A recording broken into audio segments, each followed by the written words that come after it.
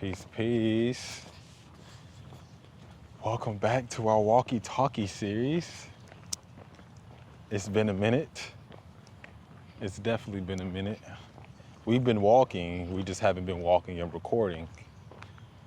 And today is a beautiful day. It is July. The 3rd. The 3rd. And it's been quite the rain earlier today. We heard the rain last night. Well, we heard thunder, which sounded like cannons last night when we were doing a late night walk. That's what actually I thought about. I was like, we haven't done a walkie-talkie in a minute. And then earlier today, man, I just heard it. I was like, bro, this don't even sound like thunder. It sounds like a cannon. And it just woke me up several times. I had several different dreams. Teresa said she dreamed as well. So we're walking at the park and we're gonna flow in and out of conversation. Let's get it. So how'd you rest? I rested well. I did wake up when the thunder and lightning was happening. Mm-hmm. It was very interesting, and I just remember saying, oh, wow. And then I went back to bed. You were tired. I was very tired. But overall, I rested well. I'm not taking a nap today. That's for sure. I got stuff to do. How about you? How do you rest? I rested cool. For me, it was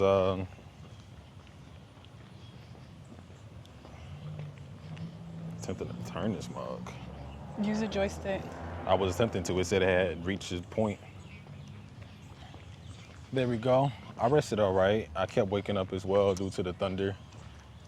And my dreams, man. I had one dream. There was a version of him, and he was like well known. He was an A-list celebrity, but he was like in between that B to D, you know, somewhere in there. And he had went to this school with the version of her. Mm-hmm. And it was all types of dudes and young women walking up, wanting to shake his hand, take pictures, just be around them. And it was just so interesting to see how people's perception changes when one is deemed successful. How you could walk in the room and just be, quote unquote, just like anybody else in their eyes. Yet as soon as you fulfill your, quote unquote, potential, people start looking at you differently, treating you differently, talking to you differently. And it's just interesting how that shift happened. And in the dream, it just showed me a lot, observing it all, just like what to look for. And I even woke up with a quote in my head that sometimes success will test you more than failure. Who do you become when you get everything you want and need? Who are you if you never lose? And what does this teach us about failure or failing? So those are some, motifs or themes that I want to explore within the academy, or just, on my page. Just, I feel like with failure, it teaches us how to lose and how to lose with grace, and knowing that you never really lose, you're gaining. You're gaining an experience, you're gaining a lesson, and without that lesson, you can lose yourself.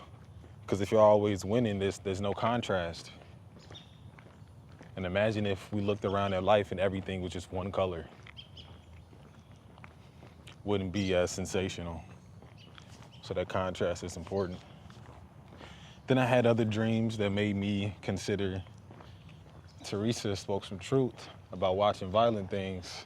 It didn't hit me immediately, but boy, it was some violent dreams that were had of people getting beat, people getting napped. It was a lot going on. And I woke up calm, but also like in a state of stress. One, from the rain and everything, but two, just the subconscious activity. And God was talking to me like, it hit me different this time, because I didn't look at my dreams just as dreams. I looked at them as alternate realities. And I was like, wow, what am I putting my alternate realities through based on my subconscious? Yeah. Yep. And I put them through some things during this dream cycle that I'm not fond of. And I pray for them because they witnessed some traumatic happenings for sure. They were all right, but it was a lot of turmoil around them. What they spraying to that tree? Probably weed killer. And I don't want to keep putting them through that, nor myself. So I rested well. I rested in and out. Overall, though, I definitely received a lot within this rest cycle, so I'm thankful for that. Yeah. Any feedback, words you want to share? You know how I feel about that violent shit. I'm unable to do that. I cannot do that. It literally is visual poison, visual killer. If the eyes are the gateway to your soul, imagine what you're allowing in by just looking at it without even sound. Then pair sound with it. It's too much. Yeah, it was one day where I realized I'm just unable to do violent stuff. I'm different. And I'm okay with that. It's been a while. I remember that was like all I was watching, even like when I was in middle school, high school, and how that would also influence my dreams, how it would also influence my mindset. And it's how Miss K would say, animalistic behavior. We are more than human. Why do we need to exhibit animalistic traits? We don't have to do all of those things. We're conscious beings. We don't have to fight. We don't have to do all of those things. So, yeah, that's just a little comment in terms of what exactly happened. I don't even know if I want to know. You said people getting beat up. But I am glad that it arrived to you and that it does something for you to change your behavior in terms of what you choose as entertainment. Because really that isn't entertainment. It's very destructive. But that's my 2 cents. In terms of the themes, what were the 3 main themes that came up for you? Between success and failure, it was the 3 questions. It was who do you become? Who do you become when you receive everything you want and need? Who are you if you never lose? And what does this teach us about failure?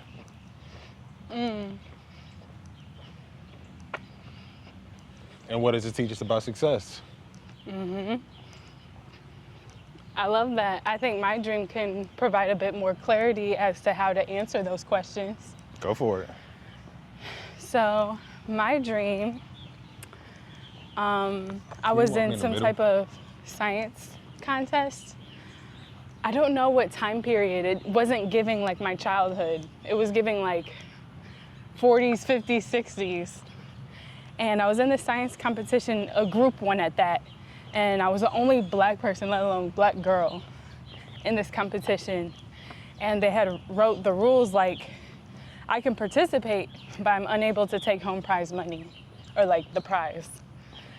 Even though if me and my group win, they get it and I wouldn't. They gave me the option.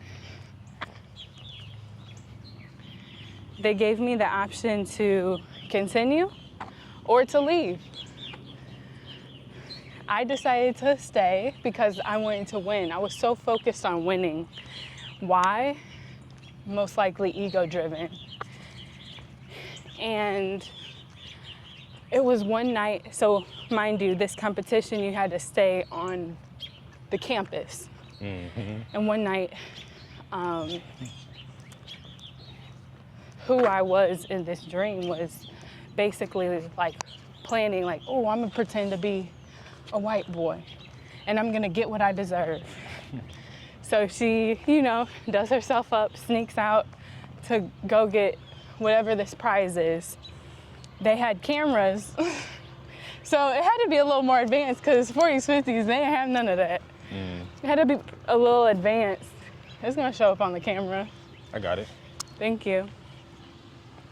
And she was making her way to the prize, and I grabbed whatever it was. It wasn't necessarily money, it wasn't necessarily a trophy, but whatever it was, I touched it, right? And as soon as I touched it, I realized, I don't want this. But at that point, it was too late, because she was seen. And I had woke up from the dream, and some thoughts that went through my mind were, you can have all the confidence to want to win, but where does your esteem lie? Who are you at the core, regardless of the winning? And I thought about it. In that dream, I didn't really show high self-esteem. I showed high confidence of, I'm gonna win, I'm set on this goal.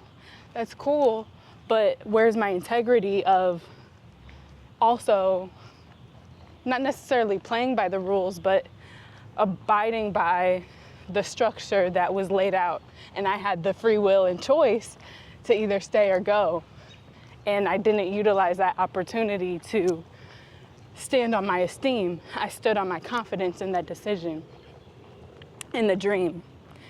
And so I wondered if I've been allowing my ego of wanting to drive the wheel of winning so much to drive my confidence. And once again, if the ego is driving my confidence in this dream, what was driving my esteem? What made me think about, oh, I no longer want this,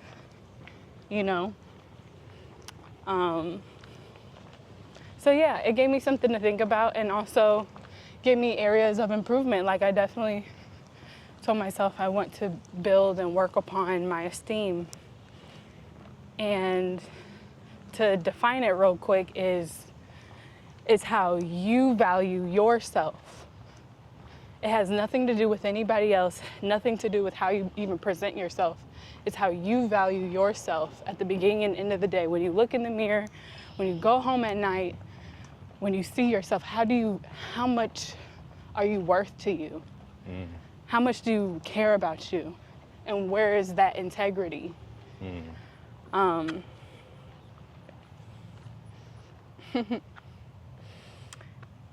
And confidence is more so how you express yourself to others. Keep talking. Confidence is how you express yourself to others and how you show yourself. And I was very confident. Like I said, I wanted to win in this dream. At the same time, I didn't have self-esteem to even think about the idea of, I'm gonna get what I deserve. I'm gonna take what I deserve. So, yeah. I think this will shed some light for your, questions, like what would you do if you got everything you wanted, the success, the winning, the this, the that. Who are you? Who do you become after all of that? Right. So. What's an example of esteem for you? Self-esteem. You gave a definition of how you value yourself. Yeah. What's an example of that in practical application?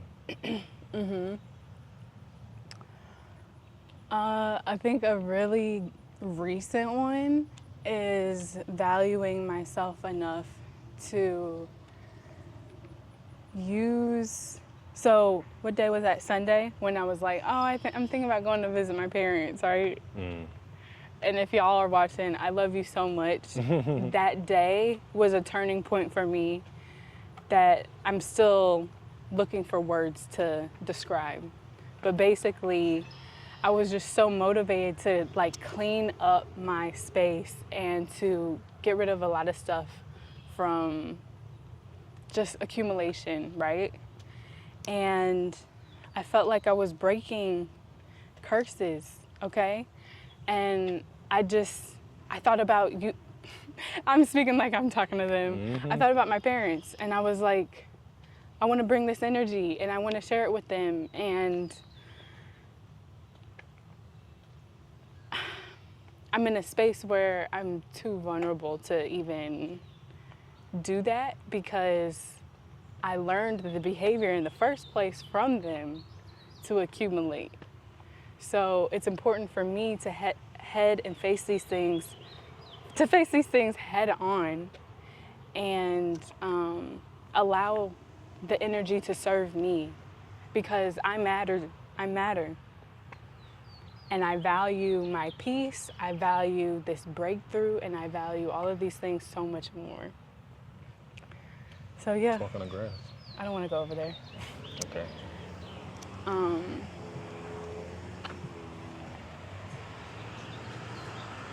What do you think about that? About what? What I just said. Everything? You said a lot. What aspect? Let's walk around. All right, come on. Or you want to go over there? Where you want to go? Let's go over there. Let's do it. She want to walk today. I'm with it. We slowed our pace though. I'm great. You were walking slow backwards. Yeah, I wanted to slow our pace.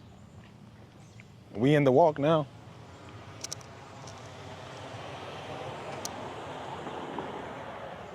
What do I think about that? What aspect do you want me to respond to? First, the dream. The dream is interesting, man, because it's like, it reminds me of Lovecraft when that woman got to shed her skin and become someone else. And she got to see what it was like to be on the other side of the fence. Yeah. And how she got treated different, people talked to her different. It was just a whole new experience for her. And at first, she really loved the perks that came with it. Yet over time, she felt like she was living a lie and became disgraced with who she became. Did she? Yeah, she didn't like who she became. Eventually, it took a while. I was like, she enjoyed, from what I remember, she enjoyed it. For a while, yeah, she did enjoy it. But then when it got to a point to where people were talking about who so she had on a mask. And whenever she put on this mask, and I'm like paraphrasing because it's much more detailed and grotesque than what I'm describing it as. When she put on this mask, she became a whole different race. And once she was amongst this certain race and she saw people of that race talk about her race, that's when she was like, ugh. And she started to see herself like, who has she become? Yeah, she's got all these things. How you doing? But how has she moved the needle from the other side of the fence for people who look like her on the inside? And that's when she started to use that privilege for the gain of not just herself, but for others as well. And then eventually it got to the point that it was either that she like didn't have any more of the potion or solution or something like that, or it got to the point that she got tired of living a lie. No, I think it was because they were using it like against her will at a certain point, like made her keep doing it even though she didn't want to do it. I don't fully remember how it, regardless, the lesson is that I found it interesting that, you know, we think that things are greener on the other side of the fence, but it's not. And you think that you want what they got, but really who you are is more valuable than what they have. That's the lesson. So that's what I think about the dream. I think it's interesting that you found yourself on the other side and realized that ain't what you really want. To win. Or at least in that way. Yeah. You know, it's one thing to win by someone else's terms and in someone else's way. Yet it's not until you win for who you are based on your self-esteem, by your definition and how you value yourself, that win feels so much better than a win by playing somebody else's game. To me, at least.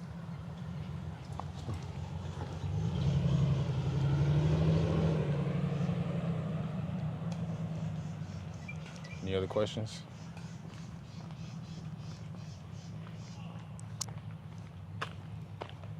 Any other thoughts about the dream? You said science fair? I always feel like those are interesting. I used to really enjoy the process up until I won. It's like I lost, but I won. So back when I was in school, we would have science fairs every year, and you could win. Can we cross on this next path? Yeah. First place, second place, or you could win within your school. And if you won first place or second place, you would go to like the next level where multiple schools would come together. And I remember one year I put in work with my mother and my stepfather, and I didn't win first or second, but I won amongst my school. And I felt a sense of achievement, a sense of gratitude, because I didn't do it by myself, so I definitely felt supported as well. But one thing I didn't like was like, what's the criteria that they're judging based off of? You know, like I won amongst my school, but what wasn't good enough for me to move on to the next level? And something about that just put a sour taste in my mouth. Even though I won, it started making me question the process. And I feel like that was the year that I kind of fell out of the excitement and the awe of a science fair. Before then, though, I loved them. I love seeing the different experiments, different people projects, and their creativity come to life through a scientific process. And I haven't looked at it the same ever since, to be honest. I started seeing, you know, outside of the student level or the participant level, I started to see how it can become very skewed, because it's not about what you put into your experiment, it's about how other people perceive it. And that can be a very biased situation if you're not careful with how you communicate what your ideas are.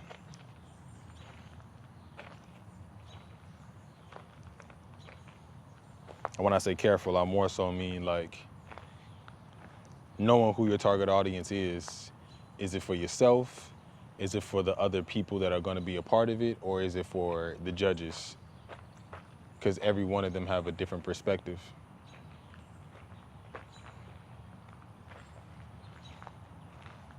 So those public contests can feel a little skewed at times, you know? For sure. I'm glad that you brought that up. Why? Judging to what criteria? And they might show you after the fact, these are the things that we're grading on. After but the fact. It's so subjective. Yeah. Because it could be the way you speak and presents it. Like, how do you know on this rubric that it's not biased? Because 20% is weighted here, 20% is weighted there. And it brings me back to this freaking hackathon. It really does. We participated in the hackathon, a tech one. I guess, yeah, that's really what it is. And it just really felt rigged. Not to mention, I didn't like the idea with the group. The group hardly, you know, it just wasn't the best experience. And I had an issue with how they were judging things as well. So it just wasn't clear on what they were really looking for either.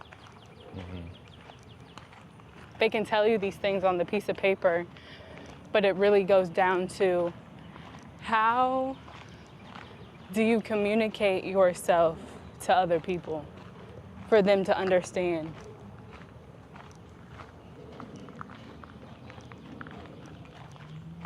Communication is key. And if you don't communicate to them in a way they understand, how can you learn their language to then speak it? If that's what you choose. You listen.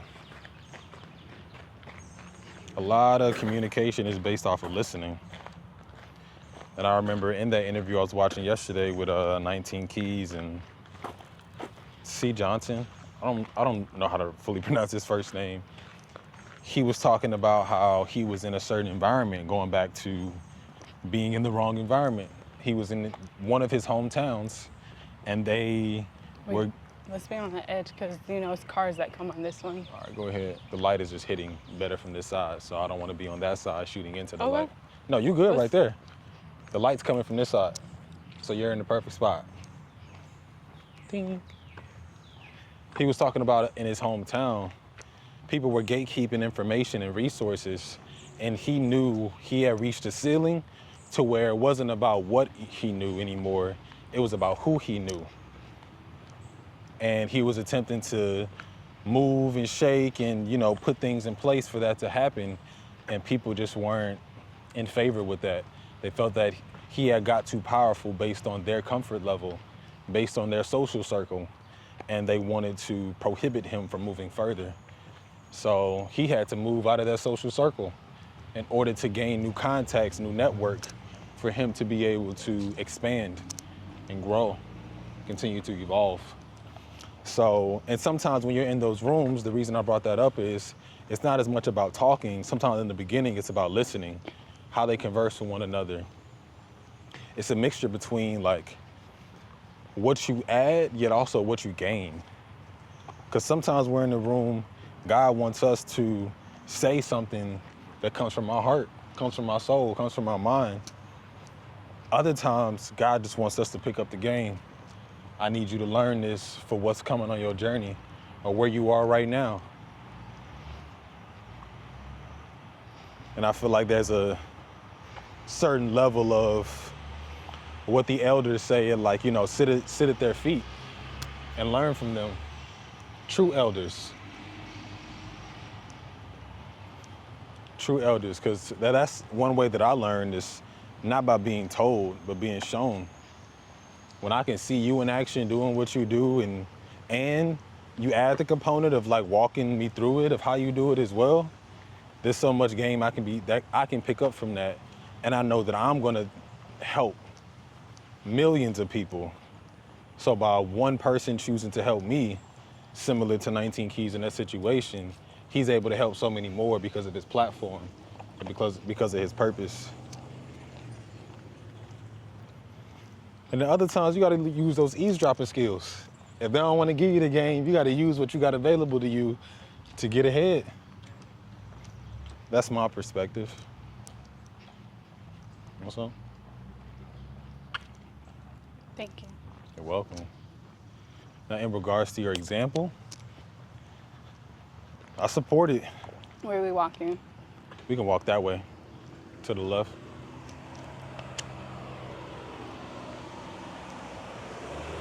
In the grass? There's a path, but no, we can actually walk to the right. Come on, they got a stop sign. Mm-hmm.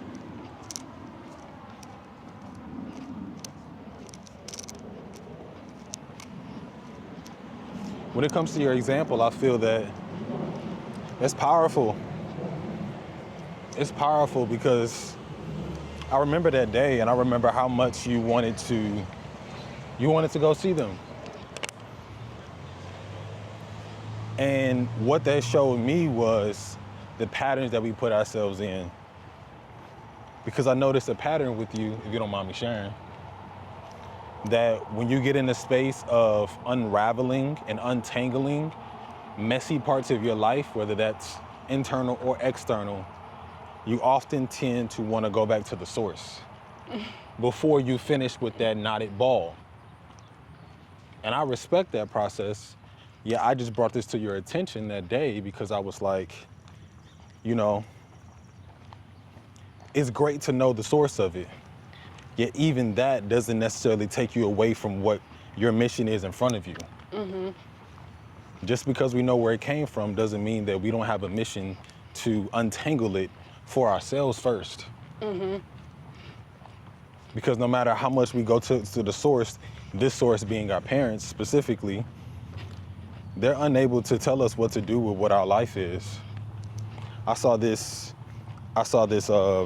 video where they were quote unquote explaining generational trauma, and they had 4 glasses of water, and they had grandmother, mother, daughter, and then granddaughter. You and then granddaughter. You and daughter. And daughter. Yeah. You know what I mean, though. No, so grandmother, mother, you, daughter.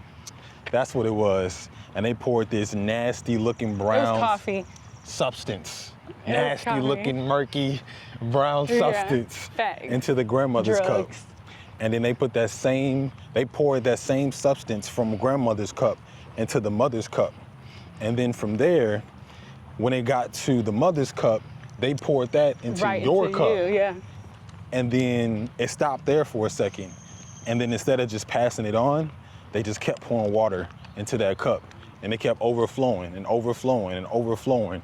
And the more that it overflowed, the more that substance, the murky, nasty, dirty substance got diluted. And it wasn't crystal clear, but it was much clearer than what the grandmother received. And the mother. And the mother received. And then you poured it into your daughter's cup. What was powerful about that for me was that, and like you said in the comments, that one of us has to take that sacrifice of, even if that pain isn't yours, you have to untangle it. You have to dismantle it. You have to deconstruct it before you rebuild into the next being. Because if not, you're just continuing on that mess. So even if you feel like, oh, it's not my fault, it's not my responsibility that I'm this way because my parents are in this situation. Look, I get that. I hear that. I'm going through that myself. But at the same time, when we keep saying that it's not our fault and it's not our responsibility, then we pass on that same trauma to our children. And it's not their fault or not their responsibility either. So somebody got to take responsibility for it. Somebody got to heal it, and somebody got to deal with it to the point of it no longer takes a chokehold of the bloodline and our behavior and our habits and our patterns. So when we can start to unravel that and we see the source, but we deal with the mess for ourselves, within ourselves and in our own lives, then we can start to show our offspring how to be better rather than just telling them. Right. So that's my 2 cents on that, as far as everything you shared. Can I pass this Ozzy and get that water? Get some more real quick, just in case he down it.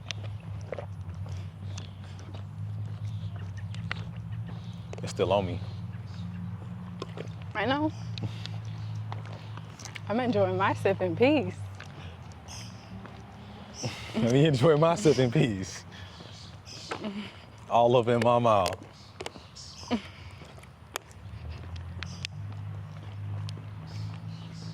So,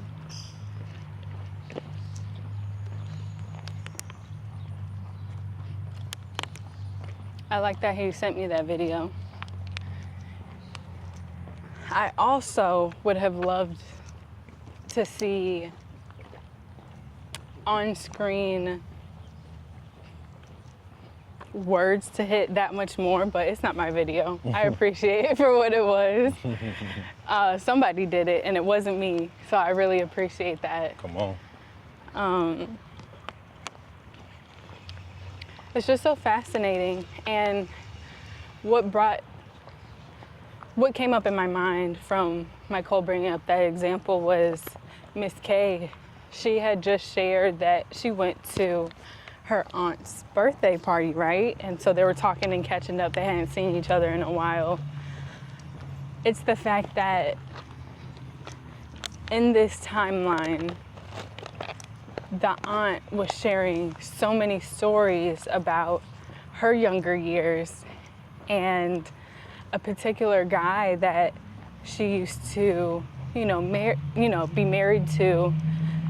His name literally got carried down to where Miss K was in relationship with a guy with the same name. And of course, many people can say a coincidence, but it's not by coincidence when there's experience and action taking place that it was the same behavior, the same type of person at that. it just really made me think, like, well, what stories have I not been shared with in my bloodline? Like, regardless if, you know, your aunt or uncle had children or not, they still have a part to play in the family karma. No matter what, regardless, even if they don't have children, they really do. And she made me think about my aunt. My aunt said, well, I know for a fact she's never had children, never been married, but I've been trying to milk, when I was younger, stories out of her as to, like, who are you? You know, what, did you ever even date anybody? And I remember I may have been, you know, 15, 16, and she had told me there was this particular guy, and he would take her out and stuff like that, but it got to the point where he wanted to be serious and commit. And through that commitment, that's where she drew back. Why? I didn't know how to ask that at that age. I just thought it was interesting. But then she kept up with him over the years, pulling up to his house, kind of stalking energy. And it's like, why? I didn't know how to ask that at the time. And mind you, that didn't like register a 15, 16-year-old mind. But it's really interesting because I exhibited that behavior before. When I think about my experiences, I even did that with Michael. I did it once. I remember. Wasn't even there. He wasn't there. He was at work. I was also in distress. The situation was slightly different, but The behavior was the same. And I did the behavior in a previous relationship when I was younger. So I'm just thinking, like, what else can I learn? And sometimes, you know, asking those questions allow you to find out more about yourself, especially with those family members that feel like they don't have anything to contribute to the family tree because they didn't have children. And it makes me wonder, like, on my dad's side with my aunt, what type of behavior she exhibits that I may exhibit. Because she's the baby girl at that. So what do I do? Especially because I know I trigger my dad so much. What do I do that she does or she has done? How you know you do that? I trigger my dad? Mm-hmm. Oh, on several fronts. Astrologically, it's confirmed that I trigger my father. Him being a particular type of Virgo that exhibits Scorpio-like traits, and me being a Scorpio. I'm very karmic. I'm karmic to my dad's timeline. Now that took some digging to find out. And I trigger my dad emotionally. I trigger him mentally. I trigger him literally on all forms.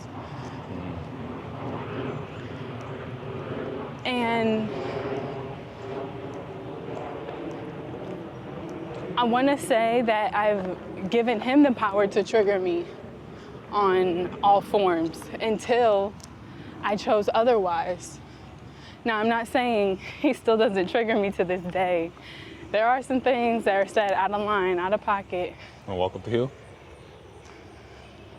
I don't want to get these wet. We're walking up a hill. Yeah, on cement. I'm listening.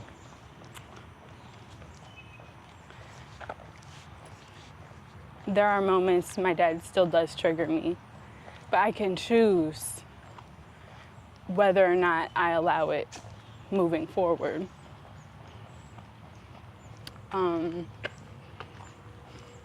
You like distracted me. I was on a point. It's training. As we become more successful in our public speaking, there's going to be others who want to distract us as well. Can we maintain our mainframe within the mainstream?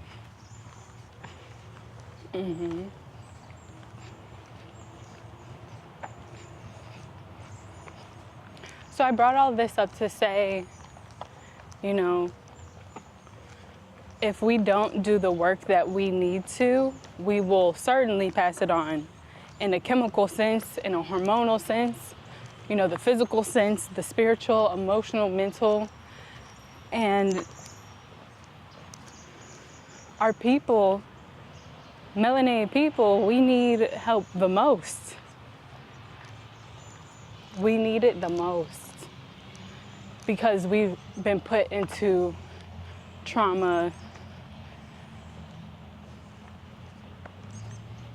choosingly, and it's come with so many consequences. So it's time to really remember who we are, why we are, so we can get to where we need to go.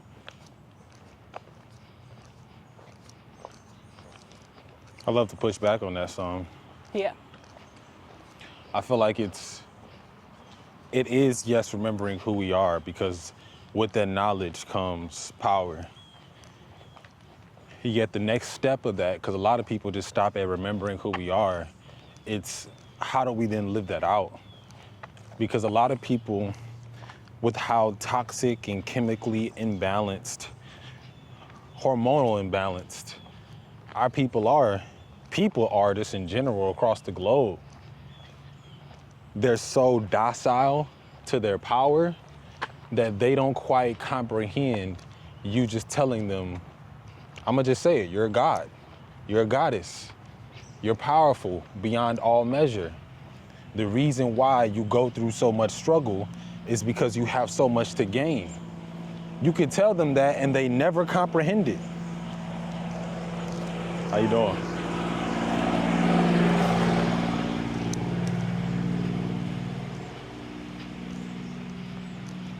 The moment you show them, though, where you pointed at? The moment you show them, it's a whole different story. Because when you show them how you live, how you eat, how you speak, how you walk, what you wear, your hair, all of these combined into your lifestyle, into your daily choices, can show someone more than you can tell someone at times. And that's just as powerful as knowing who you are, is living in that truth. That's my 2 cents on that.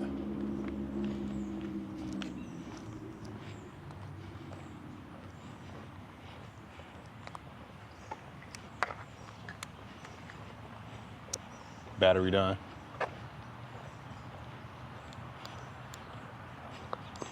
Because it even makes me think, this part honestly, I might end up cutting out, because it really digs and questions the truth. Go ahead. It really digs and questions the truth of, first, I'm gonna distract myself for a second. It's funny, y'all, how she say she don't want to get her shoes wet, but then come over here and get in the grass when she ready to come hug this tree. Hilarious.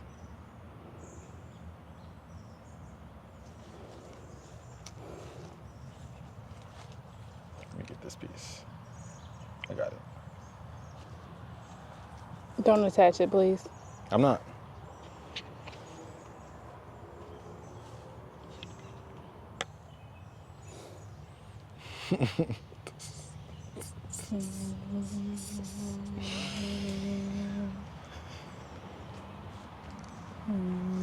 It's so interesting, man, because it's like that's our true nature, you know, going and hugging on trees, hugging each other while we hug on some trees.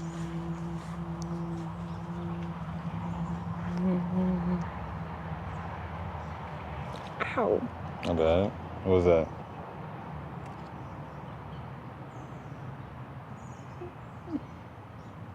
But we smell like we needed this walk.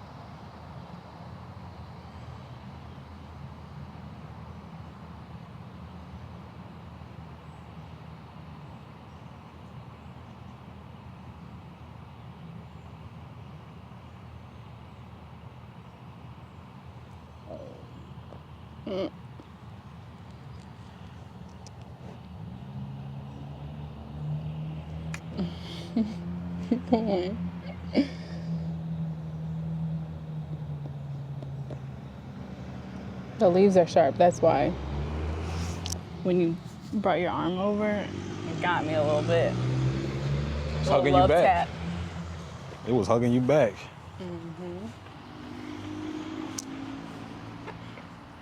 What I was saying was, because my main frame is intact, there's so many distractions. And I want to say this, like, God bless our forefathers and our foremothers that fought the fight they felt like they had to for our rights today. God bless them, God bless them, God bless them, and gratitude. What's so interesting to me is, and this probably only gonna be on the Patreon exclusive, because this is, it's questioning the fabric of reality that a lot of our parents feel like we're not grateful for, but it just questions it. Some of our forefathers and foremothers fought for rights that we don't even exercise today. And some of that is voluntary.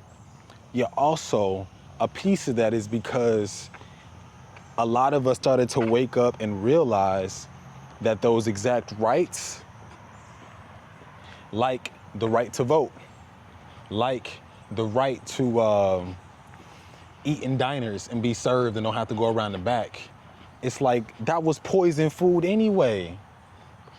That system was poison anyway with the voting, because it just teaches us to continue to separate ourselves. All of us came through a birth canal. Unless you didn't, and you something else. This is new. It is. There's some sounds right there. It is. Not the prettiest sight, but it's a cool sound.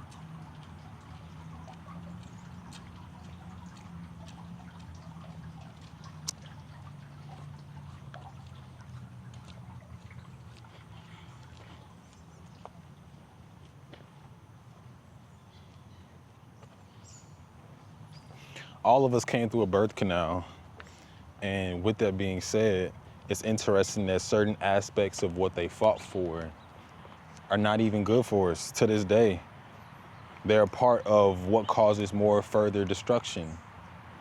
And it's just, you know, it's in those moments when I start questioning, like, the layers beyond just what we were told and what we were shown, of like, was it even in our best nature, our best interests, to have access to some of these methods of destruction?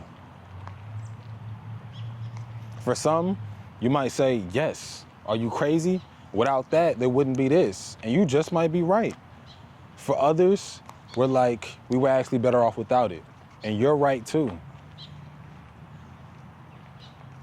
Regardless, there's so many distractions in front of us that continue to separate who we are rather than bring us together. And that's really what it's more about. And also about feeding into what is our nature. Hugging trees. When the last time you went to go hug a tree? Shoot, it's been a minute for us. We did it today though. Mm-hmm. Yet also, we've been really working diligently to eat cleaner. Yes, it's more expensive, but it costs more to do the alternative. Them mugs in there.